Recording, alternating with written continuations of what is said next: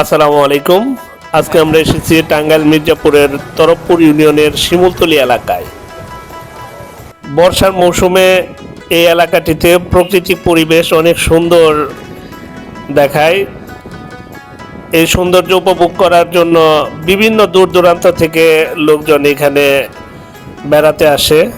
আজকে আমরা দেখাবো এখানকার সৌন্দর্য এবং আপনাদের কাছে জানাবো আসলে কিভাবে এখানে আসবেন এবং এখানে নৌকা ভাড়া কেমন, যোগাযোগ ব্যবস্থা কেমন, সব কিছুই আপনাদের সামনে তুলে ধরবো।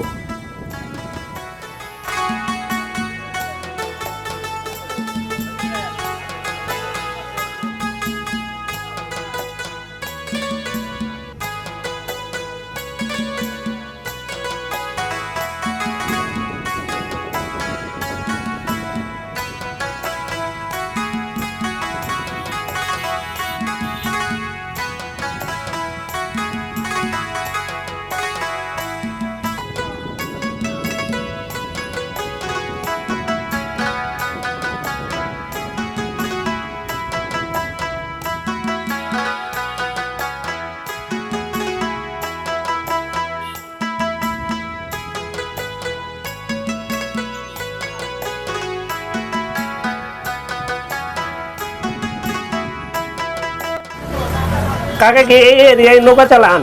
জি। এই এরিয়ার নাম কি? এটার নাম বলা হয় শিমুলতলী।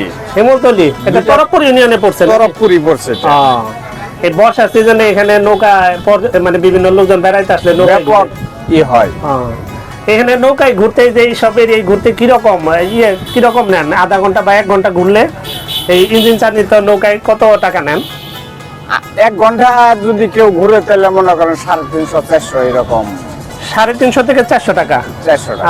আর আধা ঘন্টা ঘুরলে 200 টাকা নাকি? 200-250 এরকম। 200-250। এই প্রতিদিন বিকেল বেলায় বর্ষার সিজনে নৌকা পাওয়া যায় নাকি? আসে, কিন্তু শুক্রবারে সবচেয়ে বেশি। শুক্রবারে সবচেয়ে বেশি। হ্যাঁ। এখানে তো লোকও মোটামুটি ভালোই আছে না? হ্যাঁ, ভালো লোক আসে। আবার এই ইঞ্জিন চালিত ছাড়াও আছে, ওইগুলোর কিরকম খরচ আপনি বলতে পারবেন?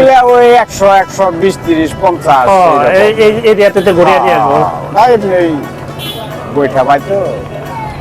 আপনার নৌকায় কি এই মোড়ার ব্যবস্থাও রাখছেন না? মোড়ার ব্যবস্থা রাখছে, হ্যাঁ। মানে বৈশা সুন্দর করে করতে পারবে, পরিবার নিয়ে ঘুরতে পারবে। পরিবার নিয়ে ঘুরতে পারবে। এমনি তো বাড়তি কোনো গ্যাঞ্জাম নেই এই এরিয়াতে? না। গ্যাঞ্জাম করে তো পারো পাইবো না, কারণ এটা আমাদের এলাকায় তো। আপনাদের নিজেদের এলাকা, কারণ বাইরের লোক বেড়াতে আসলে যদি মানুষ একটু তাদের সাথে ভালো না করে তো আসতে চাইবো না। তো ওইভাবে নিরাপত্তা ভালো আছে। এইটাই মির্জাপুর থানা, এটা বলছে বাসাল। পাশে এই যে নদীর ওই পাটটাই বাসাল থানা।